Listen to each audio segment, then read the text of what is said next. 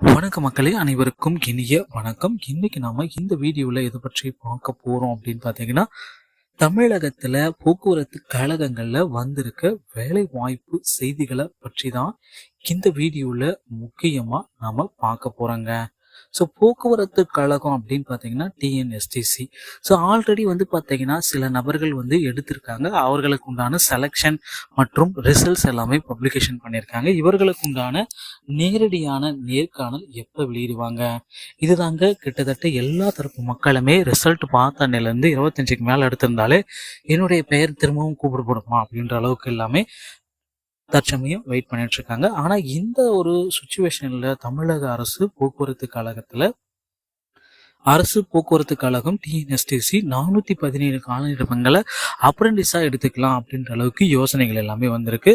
So விண்ணப்பதாரர்கள் எல்லாமே விண்ணப்பிக்க ஆரம்பிச்சிட்டாங்க. ஸோ அப்ரெண்டிஸ் வெப்சைட்ல போயிட்டு நீங்களும் உடனடியாக விண்ணப்பித்துக் கொள்ளுங்கள். ஸோ அப்ரெண்டிஸ் பதவிகளுக்கு விண்ணப்பிப்பதற்கு முன் விண்ணப்பதாரர்கள் அவர்கள் பரிந்துரைக்கப்பட்ட தகுதிகளை பூர்த்தி செஞ்சுருக்கணும். கிராஜுவேட் அப்ரைசர், ஸோ பொறியியல் மற்றும் தொழில்நுட்பவியல் டெக்னீஷியன் டிப்ளமோ இவங்க படிச்சிருந்தா அவங்களும் அப்ளை பண்ணலாம். ஸோ பொறியியல் அல்லாத பட்டதாரிகள் அப்ரெண்டிஸ் உள்ளிட்ட பல்வேறு வகையான அப்ரெண்டிஸ் பணிகளுக்கு ஆட்சேர்வு அறிவிப்பு வெளியிடப்பட்டுள்ளது. ஸோ அந்த தொழிற்பயிற்சி திருத்தம் சட்டம் 1973 கீழ் பயிற்சி முடித்த அல்லது தற்பொழுது பயிற்சி முடித்தவர்கள் அல்லது துறையில் ஒரு வருடம் அதற்கு மேற்பட்ட அனுபவம் உள்ளவர்கள் டிஎன்எஸ்டிசி அப்ரெண்டிஸ்ஷிப் பதவிக்கு விண்ணப்பிக்க தகுதி அற்றவர்கள். ஸோ யாரெல்லாம் ஏற்கனவே வந்து பார்த்தீங்கன்னா பயிற்சியில் நீங்கள் ஏதோ ஒரு ஐடிஐ படிச்சிருந்தா கூட இது வந்து உங்களுக்கு செல்லாது அப்படின்றத சொல்கிறாங்க.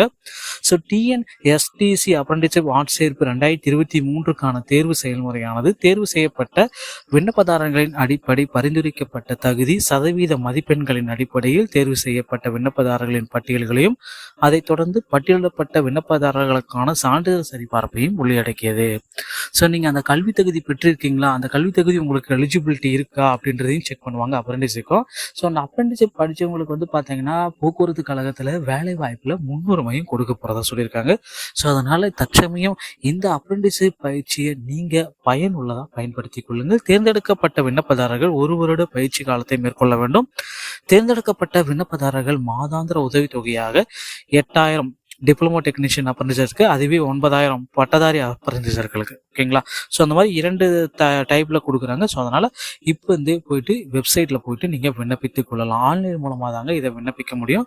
ஸோ தமிழக போக்குவரத்து கழகத்தில் அதிகப்படியான காலி பணியிடங்கள் தற்சமயம் இருக்குது. இனி வரும் 2024 போக்குவரத்து கழகத்தில் டிரைவர் மற்றும் கண்டக்டர்களை கிட்டத்தட்ட 2 லட்சம் பேர் எடுக்க போகிறதா சொல்லியிருக்காங்க. ஏன்னா அடுத்தடுத்து வந்து பார்த்தீங்கன்னா போக்குவரத்து கழகத்தில் இன்னும் நிறைய பேர் இலவசங்களை கொடுக்கறதுனாலயும் ஸோ ஆண்களுக்கும் விரைவில் போக்குவரத்து கழகத்தில் இலவசம் என்ற அறிவிப்பை முதல்வர் ஸ்டாலின் ஐயா வெளியிடுவார் அப்படின்றது நம்ம நிச்சயமாக எதிர்பார்க்கலாம். பள்ளி மாணவர்களுக்கு இலவசம், கல்லூரி மாணவர்களுக்கு இலவசம், மகளிருக்கு இலவசம் மாதிரி அடுத்து வந்து பார்த்தீங்கன்னா தமிழக அரசு போக்குவரத்து கழகம் ஒரு பொது சேவை நிறுவனமாக மாறுவதற்கும் அதிகப்படியான வாய்ப்புகள் இருக்கு.